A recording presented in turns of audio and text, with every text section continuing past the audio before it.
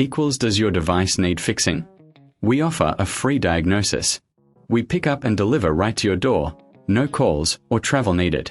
We send you a quote before repairing, and only go ahead if you approve it.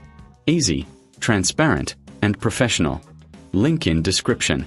To start, ensure you have the right tools: a screwdriver, a clean cloth, and a replacement motor. First, unplug the vacuum. Remove the screws on the back panel using your screwdriver.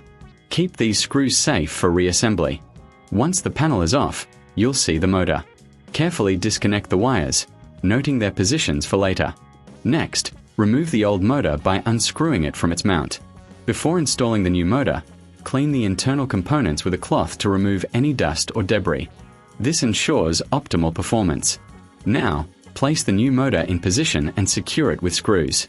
Reconnect the wires as per your earlier notes. Once everything is in place, reattach the back panel and screw it down.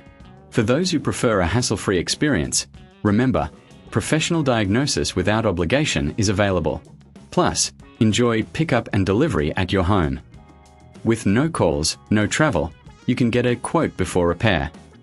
Your Xiaomi SV17 is now ready to go. Does your device need fixing?